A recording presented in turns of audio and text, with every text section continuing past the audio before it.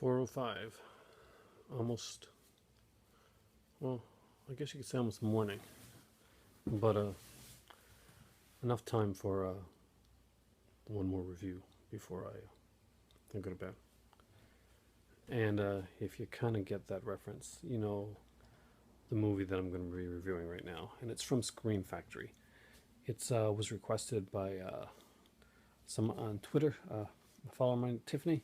So I wanted to get into a kind of a good, thorough review of it. And the movie is John Carpenter's extremely underrated classic, The Fog.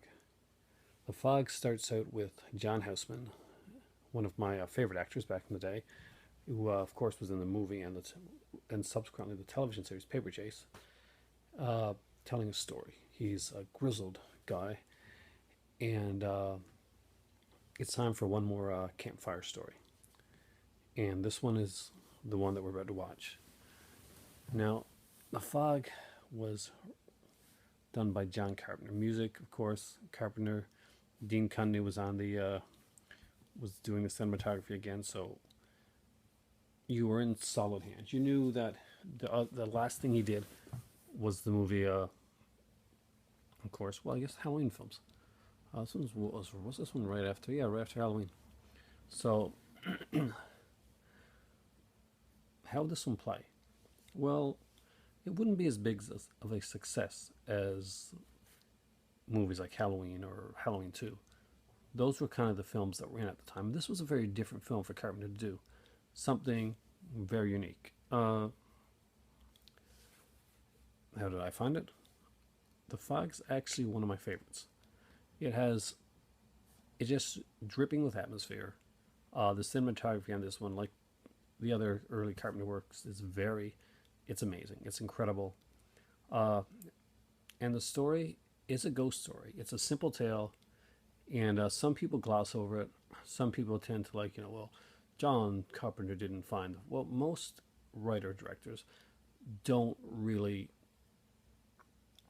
always grasp the importance of something that really works. They will gloss them over. There's a lot of movies that would be considered classics by people that back in the day, even the director didn't really get as much as he wanted to. I'm sure there's a lot of stuff that John Carpenter wanted to do with this film that he didn't do, but I think this came out the way that it should have came out. This came out right. We had Jamie Lee Curtis again in this one, Adrienne Barbeau, of course, playing the DJ. We have Tom Atkins and Hal Holbrook is the priest, I think. Hal Holbrook, I gotta say, yeah. Janet Leigh is in this one. Although Janet Leigh and Jamie Lee Curtis are both in the film, I don't think they really share much when it comes to screen time. I'm trying to remember, but she had more time with Tom Atkins in the film. Now, it is tired. I am tired, so this review hopefully is going to go right. It's a ghost story. It's a story of a town that does something terribly. I don't want to ruin it, so I'm not going to say. I'm not going to give. This is going to be a spoiler-free as much as I can.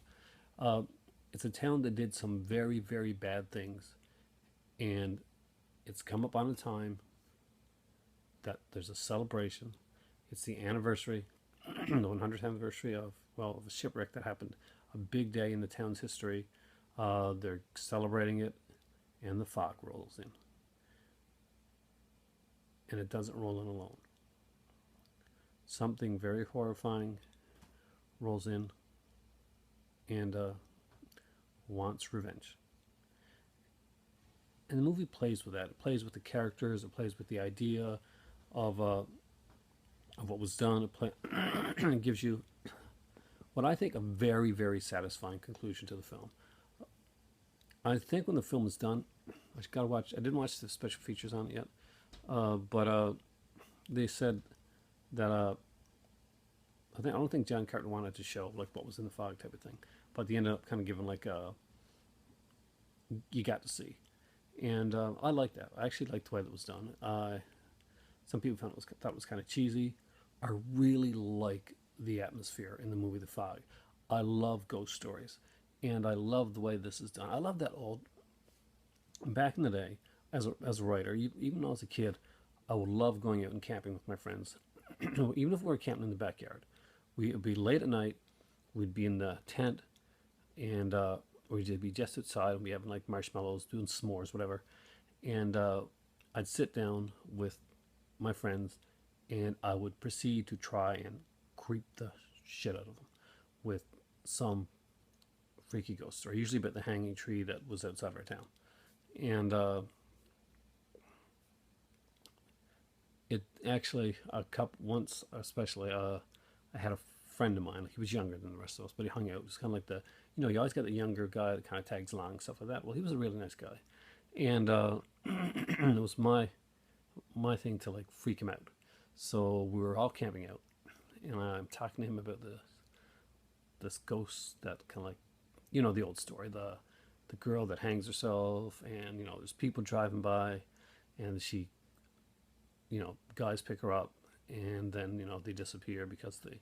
Anyway, he went home crying, and I felt really bad about it. But this is the kind of feel that you get from a movie like The Fog. You get that kind of like old school, around the campfire type of story feel. And it's one of those movies that you really do have to experience. I mean, there's not a lot that I want to give away. I really found The Fog to be a really fun experience. Some people may find it kind of slow now, as opposed to other films, but I really enjoyed it. I mean, the whole Six Must Die thing, The Lighthouse. It's Tom Atkins, the man himself. It's almost a perfect combination of this type of film. And if you're a fan of the movie, you know what I'm talking about. I don't. That's the thing. I don't have to tell you that scene or the ending scene or the revelation or anything like that. Yeah, this is. I get it. I understand what the Six Must Die means. I understand what the where they're going with the crash with 100th anniversary.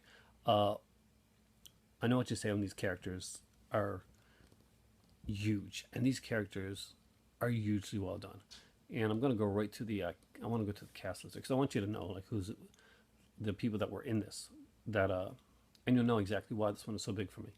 Like I mentioned before, again, Adrienne Barbeau, of course, who had just started dating John Carpenter at the time. He just broke up with Deborah Hill, so that was a very tense time on the set. I remember watching an interview with Jamie Lee Curtis about that. Jamie Lee Curtis, Janet Leigh, John Houseman, of course, Tom Atkins.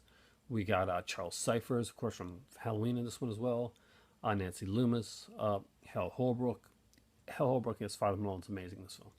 Of course, George Buck Flowers. Rob Bottin plays Blake. And Rob Bottin, of course, is the special effects guy.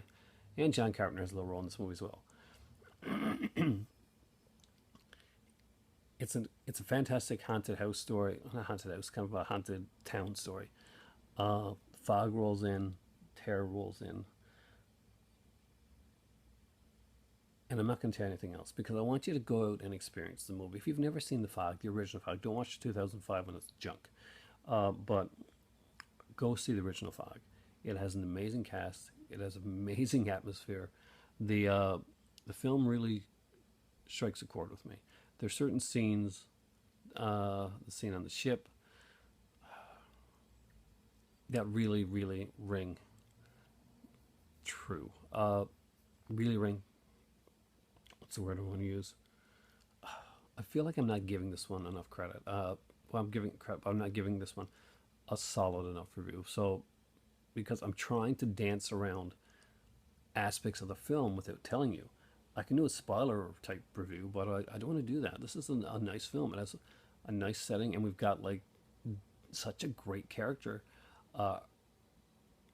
like focus, especially with the character of Father Malone and where that goes, where the whole mystery behind why this is happening, and it's revealed in a satisfying way. We actually find out. Sometimes you'll have a story and it'll go so far, and and I've mentioned this a couple of videos recently.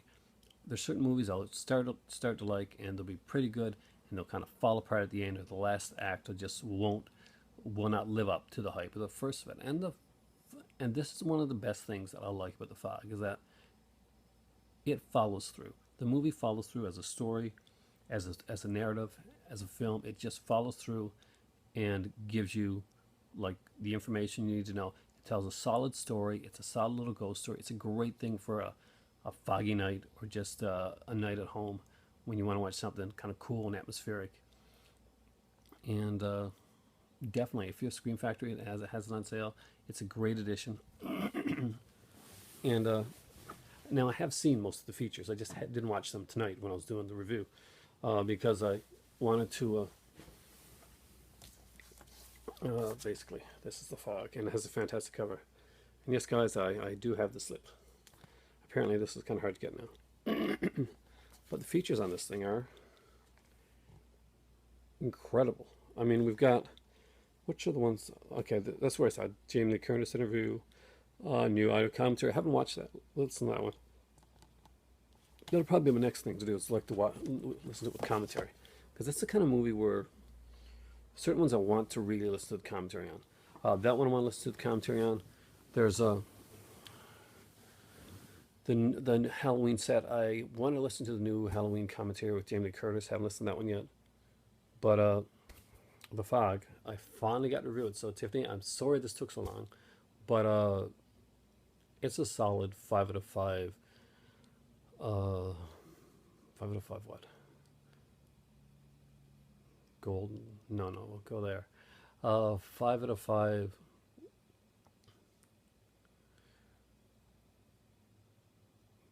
What am I going to say? 5 out of 5.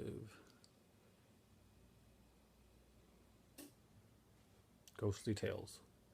A lot of people really rag on it. For me, it's one of my faves. It has always been one of my faves that I go back to and I watch over and over again. I think that of Carpenter's work, it's way underrated. It's extremely underrated, and it stands up with movies like Prince of Darkness. It stands up with some of his other films as well, and the people go to it. They Live and stuff like that. And you know, They Live is great. They Live ending, not so. I was bothered by it. I know what they meant, but I love the movie. But The Fog is one of his top films, and it hasn't gotten the credit it deserves. But today it gets the credit it deserves. Watch The Fog. Watch it during your Halloween marathon. It's a fun film. It's a good film, and it's a film that you can like. Actually, I won't say watch for the kids, but it is a good ghost story type of film, and you need that with all these blood and guts and torture porn and all this like crap that goes out there and like bullshit junk like Serbian film. To see a film that's done this well crafted, that's this well shot, that has this like this fantastic soundtrack and all this like pedigree of actors coming together to make like a strong narrative with some really decent special effects, then you know what? It's a rarity in today's thing. So get yourself your Scream Factory edition of The Fog. This one's for Tiffany. Tiffany, you rock. Thank you so much. And guys, my Twitter account is AaronPins71. So if you guys want to tweet me, just give me suggestions for movies you want me to review or whatnot, feel free to do so. Thanks for watching. For me right now, it's almost 5 o'clock in the morning, so if this seems more rambled on than usual, then I'm sorry. I'm using my new iPad to do this. I want to check it out and see how it works. And I have a great day. For me, it's time for tea and an hour to sleep before I go to the flea market. Happy Halloween, Tiffany.